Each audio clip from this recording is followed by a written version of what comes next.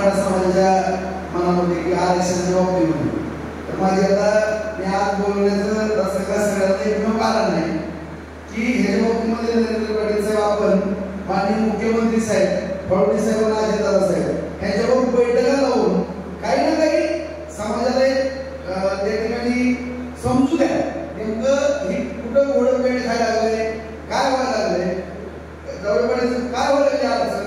मी आज सगळ्यांना एकत्र आणण्याचं एवढंच कारण आहे, माझा उद्देश सगळ्यांना की कुणीतरी एक जण पुढं व्हा.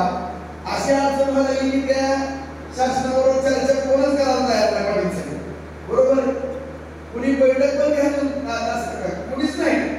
आणि नेमकं सरकारनं पण काय करायचं. आणि तुम्हाला आता जी 150 आमदार दिसतात मराठा समाजाचे, जबाबदारी बोलतो.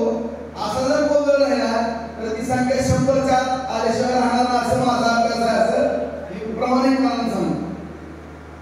आणि जर उद्या 100च्या 288 पैकी मराठा समाजाची संख्या आली तर मग फार अडचणीचं होईल. माझं मत मांडतो म्हणून मी पोटतिरीकेनं जवळपास गेली. आता मला नरेंद्र पाटील साहेब मला बोलले काका मी खोटं बोलत नाही, मी कुठं उभारलं नीट बघा. माझी तळमळ एसआयटी सुद्धा रद्द करावी म्हणून मी एकनाथ शिंदे साहेबांना सुद्धा थोडं माझी एवढी ऐकत नाही एवढं मी मुख्यमंत्र्यांपुढं भांडलो, फडणवीसांना भांडलो. साहेब मी एवढं भांडायला नाही माहिती ना, तरी पण मी माझ्या पदाचा पण विचार केला नाही, मतदारसंघाचा विचार केला नाही, भांडलो. आणि एसआयटी रद्द करा आणि रद्द करायचा शब्द घेऊन गेलो. माझा उद्देश कुठला वाईट नाही समाजाच्या बाबतीमध्ये. कुणी जरी अण्णासाहेब पाटलांकडे कुणीच मला 16.5-17 वेळ पद दिले तेव्हापासून काय करतो. फक्त एवढंच माझी विनंती आहे सगळ्या समाजासमोर सगळ्या मराठा नेत्यांना की कुणीतरी एक बैठक लावा. ती नेतृत्व तुमच्या घराला वारसायचं. ज्यांनी सर्वोच्च बलिदान दिलं अण्णासाहेब पाटलांनी त्यांचे चिरंजीव म्हणून नरेंद्र पाटील साहेब तुम्ही म्हणून मी आवर्जून तुम्हाला ह्या मराठा मंदिराचा कार्यक्रम घेण्यासाठी माझा उद्देशच माझा तो होता की तुम्ही पुढाकार घ्या. एकनाथ शिंदे साहेब आणि तुम्ही उपमुख्यमंत्र्यांबरोबर बैठक घ्या आणि जो मराठा समाजावर पाटील साहेब जो काहीच करत नाही नेमकं आरक्षण हैदराबाद गॅजेट करायचं, बॉम्बे गॅजेट करायचं, सातारा गॅजेट करायचं, ओबीसी द्यायचं, ईडब्ल्यूएस द्यायचं, एसीबीसी द्यायचं, कुठला आरक्षण द्यायचं ते आपल्या मराठा समाजाच्या मुलांना काही लक्ष द्यायला तयार नाही आणि कुणी चर्चा करायला तयार नाही. उद्या राजकारणात मी असं नसल पण आयुष्यभर छत्रपती शिवराय प्रतिष्ठान काढून मी समाजाची सेवा करत. परंतु जो आपला तरुण समाज भरकटायला लागलाय त्याला कुठे थांबवा एवढी त्या निमित्तानं नरेंद्र पाटील साहेब आपल्याला विनंती करतो.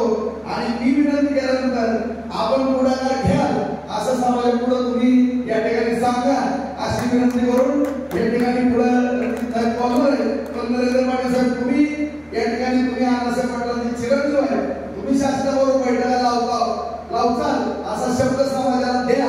आणि सगळ्याला तुम्ही निरोप द्या तर समाजातले सगळे नेते तुमच्यावर येतील असं या ठिकाणी गवाही घेतो. आणि आपण बोलावं 2 मिनिटं एवढी विनंती करतो. आमदार साहेबांनी मोठी जबाबदारी टाकलेली. हे सगळे सिनियर मंडळी आहेत माझ्याकडे.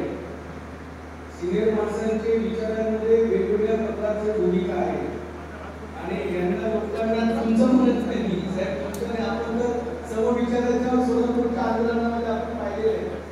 परंतु या सगळ्यांना एकत्र घेऊन जाणं म्हणजे माझी कार्यक्रमाची विस्तृत आहे. परंतु तुम्ही दिलेली जबाबदारी राज्याचे मुख्यमंत्री आणि दोन्ही उपमुख्यमंत्र्यांना दिल्या गेल्या उद्याच त्या ठिकाणी विनंती करतो. धन्यवाद. सगळ्यांनी या गोष्टीला हात वर करून धन्यवाद.